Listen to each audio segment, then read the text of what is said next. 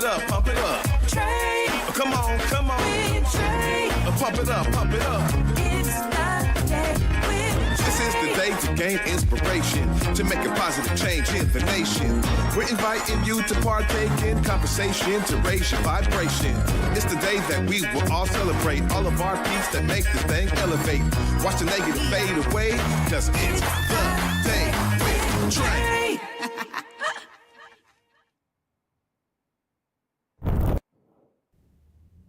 Grand Rising, everyone. Welcome to the Day with Trae. I'm your host, Trae Holiday. I get to welcome you to a Thank-Filled Thursday. Really thankful for my guest who's in the building today. We got Eugenie in the building, and we're going to be talking about the 12th annual Jackson Street Jazz Walk, y'all. I'm so glad that she's here to give us the insight on what folks can expect from this amazing event. But of course, I'm always excited that you're joining us as well. You know, this is the best time of the show, at the top of the show, to share it with others who you feel could benefit from our daily dose of dopeness we give you here on the Day with Trae. And as always, if you can't watch us, you can listen to us anywhere you find your favorite podcast as well. Just search Converge Media Network and the Day with Trae. You'll find us on your favorite platform. Now, before I get into it with Eugenie, I just gotta say that this is exciting because there is such a rich history of jazz musicians taking up space right there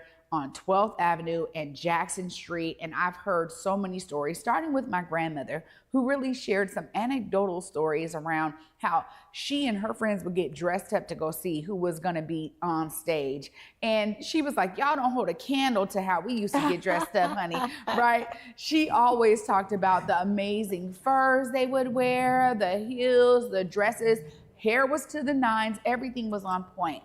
And I love it because a lot of times people are surprised by this. Like, what? Seattle had a jazz scene. Seattle had Black musicians traveling up there back in the days.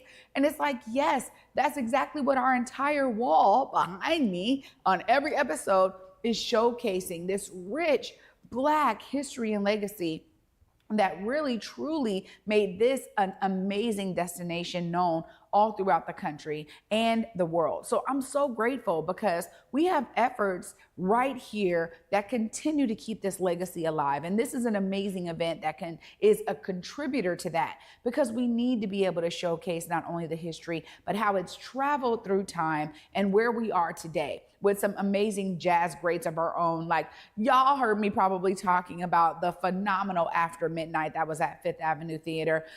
Incredible musicians. And of course, shout out to my brother Owar, because you was on that trumpet, brother. It was incredible. But the thing is that if we do not showcase it, this is where history gets lost. And so it's so important, especially in today's time where we are seeing the erasure of history at a mass scale, that we need to be really intentional within our communities to keep our legacies of time and place alive and thriving in the minds of not only the generations who were there to see it, but the generations who never saw it. These stories need to continue. And some of that work is really done through storytelling, like our old school griots, right? We need to bring those things back because these are stories that we should all be excited about. We should understand the players behind the time, and we should definitely be gearing up to participate in phenomenal opportunities to learn more, to celebrate these legacies and those who are pioneering the way in jazz music today. So I'm really excited because up next, after this short break, we got Eugenie in the building, y'all. Eugenie Jones is joining us, an amazing award-winning singer, songwriter, and vocalist herself, musician. She is actually gonna be guiding us through what we can expect at the Jackson Street Jazz Walk. Stay tuned. You don't want to miss it. You're watching The Day with Trae. Well, on Fox Face Off, we tell the raw, unadulterated truth. Fox Soul Face Off. We are given the platform here with no fear. Always comes out swinging. We should be saying, hey, stop shooting and killing people. Nothing held back. They wanted Black hip-hop moguls and artists to continue the feud. No punches pulled. And shut the hell up. You interrupt me all the time. Tune into the show where opinions collide. Fox Soul Face Off. New episodes weeknights at 9 or stream anytime on Fox Soul. In Seattle, it's more than just coffee. It's community. At the station, We brew more than just your favorite cup. We brew connection. From Beacon Hill to Columbia City, we're a space for artists, activists, and everyone in between. A place to gather, create, and simply be. Whether you need a quiet place to work, a lively spot to meet friends, or just a moment to unwind, find your place at the station. More than coffee, it's home. Visit us in Beacon Hill or Columbia City. The station, where community happens.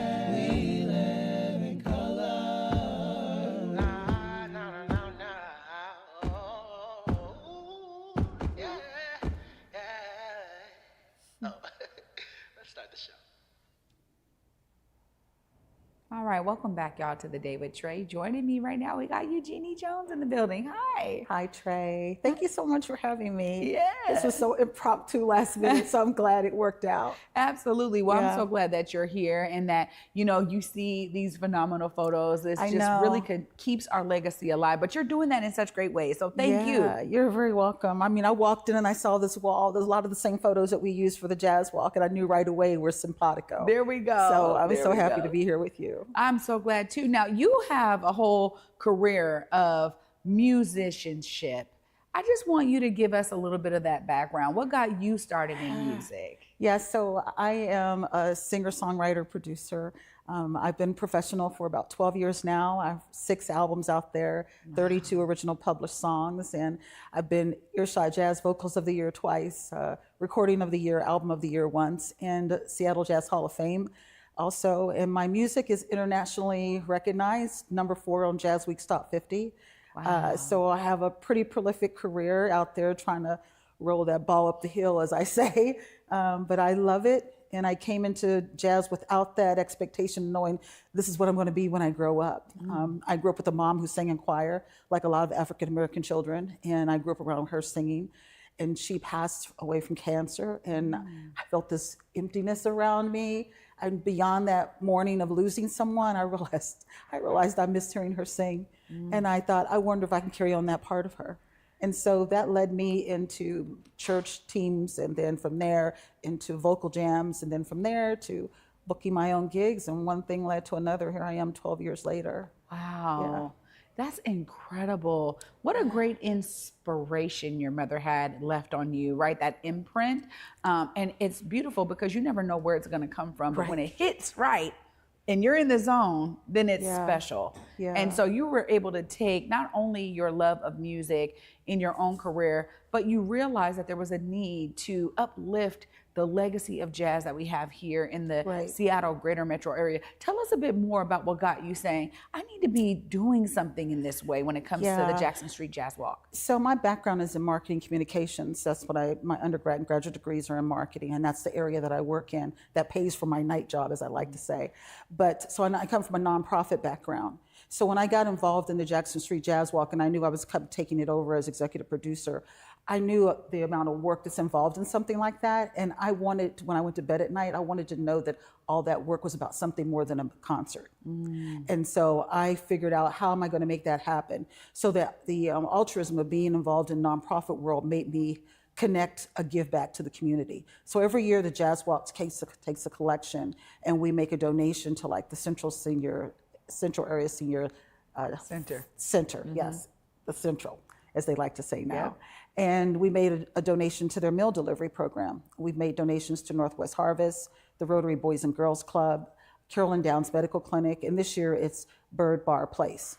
So that connection to giving back to the community was important, and also carrying on the music, bringing this legacy forward. So we have an educational component attached to the Jazz Walk, and then we also have the music, of course. And we're making sure that we have a diverse and inclusive array of music, not just the in-click crowd, but everybody has an opportunity to take part in it. We have 20 bands lined up to perform in the Jazz Walk this year on 9 community stages on South Jackson. So it's a huge undertaking. Wow. It's a huge undertaking. I mean, this is incredible. And to be thinking about like the 12th annual, anniversary of this amazing event, you know, I got to ask you, because you're leading executive producer. That means you are bringing all of this together. Yeah. How is it to be actually finding the bands that have such a wide range, right? Those who are well known, and making sure you're still being plugged into those who may not be so known. Right. So one of the things, we have an open submission period, and I set up Google Forms and I advertise from the whole month of June. Submit your information if you want to be considered. And then I go through that list and I listen to their music and I see what they're doing, and I try to go by types.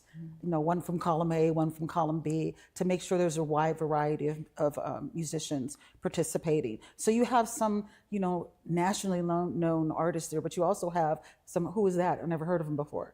But they're tremendous. The talent is absolutely tremendous, and you've got to come. You got to come and check them out. They really are a great group of artists performing. Well, I'll tell you this: there's nothing like live music, right? I know. It's because so you never true. know what's going to happen. I know. You never know what's going to happen. And so jazz true. by nature is improvisation. That means we're just making it up as we go. Yeah. But there's not just jazz. There's blues. There's going to be some soul stuff there. There's also Latin. So there's a wide variety of music going to be showcased at the Jazz Walk. Wow. Well, congratulations to you and all the hard effort that you've done. Tell us a bit about pulling these volunteers together, because you can't do it just all with just your two ends. How has it been to build that team that really helps to support the success of this event? So most importantly are our sponsors. We have a number of sponsors, and I don't want to go through the list now, but I'd ask people to go to our website, jacksonstreetjazz.org, and look at the number of companies, organizations that are sponsoring us, because I don't want to miss saying someone's name and they'll be like, she didn't say me. Yeah. So I'm not going to say who they are, but we have a number of sponsors that financially contribute to the Jazz Walk. In addition to that, we solicit volunteers, and these are people that are going to be ticket takers.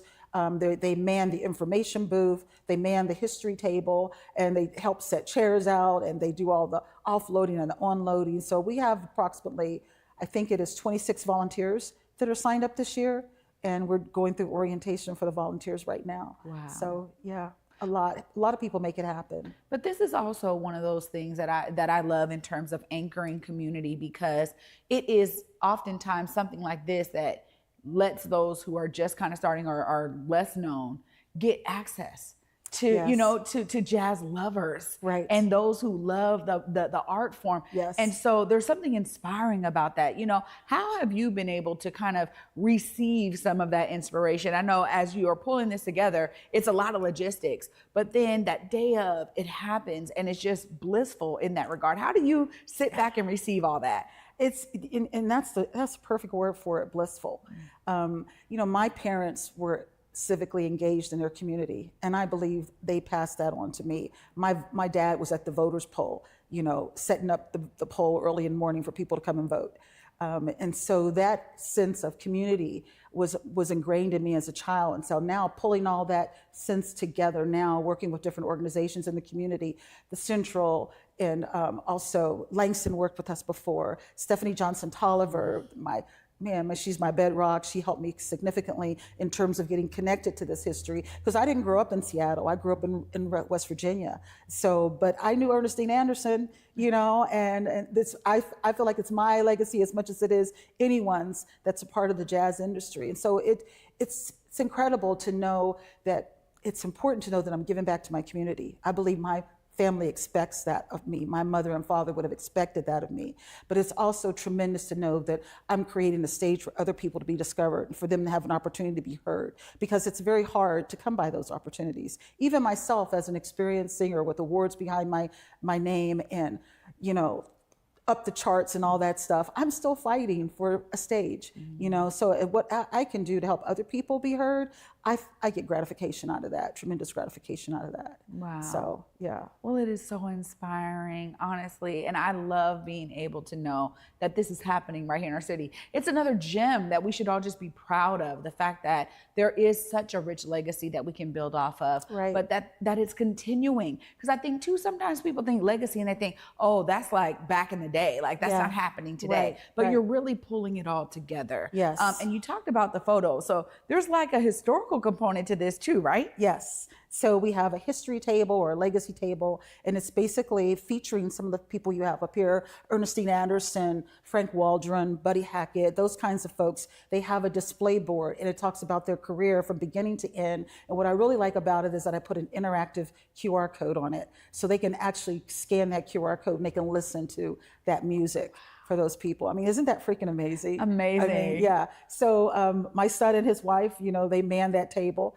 All my family's engaged in this, but whether they want to or not, she's like, you're doing this, you're doing that. So they man that table. And this is so important, that the number of people that pass by that table and say, I didn't know that. I didn't know this. I didn't know the other. And this is their history, that they should know it, because it embodes them, to feel a sense of, if they can do it, then I can do it. Yeah. And I watched some interviews of people who used to live in Central. I can't remember the lady, but she said they redlined us in and then they redlined us out. And this history has been displaced. Once there was an 85% population of Black people in the Central, now it's less than 5%. Yeah. But that music and that culture, how are you going to keep that going? You have to tell the stories. And events like the Jackson Street Jazz Walk enable us to do that, to not forget it. So we're honoring the past, honoring that legacy, but we're also influencing the future of Seattle jazz by helping create stages for these new artists to make their music and to be heard. Wow. Yeah, so it's important stuff. I just, as a Seattleite, I just can't thank you enough for your hard efforts, your work on this, and bringing this out to the community. Of course, if folks are trying to get their tickets, they want to figure out, okay, how do I volunteer next year? Hey, how do I sponsor? Look right there and let them know how they stay tapped so in. I'm going to give you this. This is your golden ticket. Oh, yay! That's your, you can get into any venue and see any band. And so everybody else, go online to jacksonstreetjazz.org, and tickets are all online.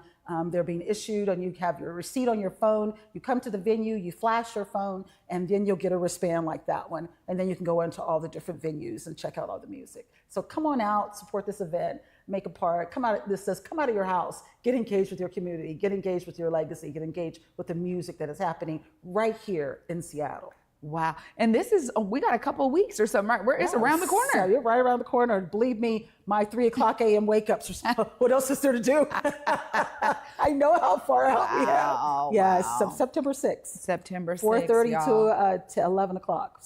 Starting early, ending late. So you can come early and go home early. So there's all kinds of music being brought. 20 bands, 9 stages. Did I say 20 bands, 9 stages? Right. Just say that Absolutely. Eugenie, thank you so much. And thank you for my golden ticket. Yeah. I appreciate this. And I definitely can't wait to see some of those bands on those stages. You're Thanks very so welcome. much. Thank you for having me. Wow. Y'all, what an incredible inspiration, of course, on this Thank-Filled Thursday. So excited that she was joining me. I'm going to wrap it all up right after this break. Stay tuned. You're watching The Day with Trae. Well, on Fox Face Off, we tell the raw, unadulterated truth. Fox Soul Face Off We are given the platform here with no fear. always comes out swinging. We should be saying, hey, stop shooting and killing people. Nothing held back. They wanted Black hip-hop moguls and artists to continue the feud. No punches pulled. And shut the hell up. You interrupt me all the time. Tune into the show where opinions collide. Fox Soul Face Off. New episodes weeknights at 9 or stream anytime on Fox Soul. In Seattle, it's more than just coffee. It's community. At the station, we brew more than just your favorite cup. We brew connection. From Beacon Hill to Columbia City, we're a space for artists, activists, and everyone in between. A place to gather, create, and simply be. Whether you need a quiet place to work, a lively spot to meet friends, or just a moment to unwind, find your place at the station. More than coffee, it's home. Visit us in Beacon Hill or Columbia City. The station, where community happens.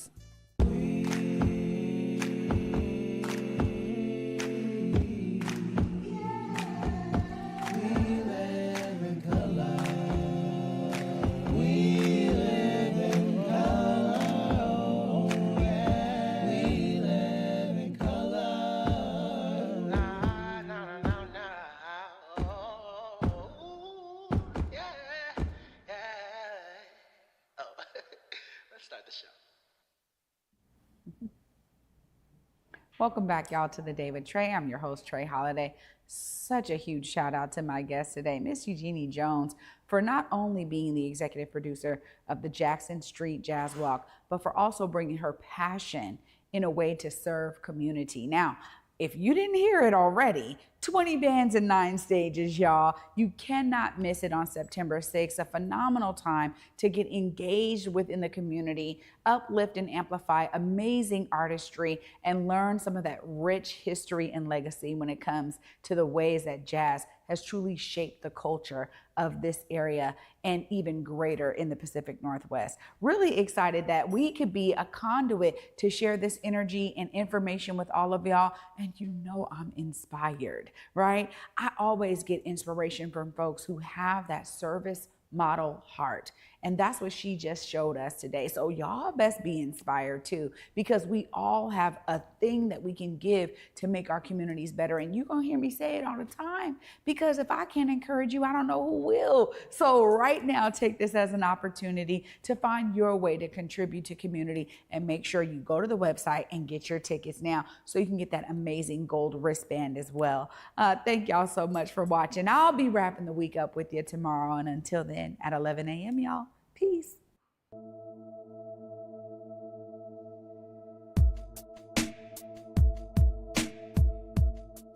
Converge Media produces culturally relevant content for Black and urban audiences.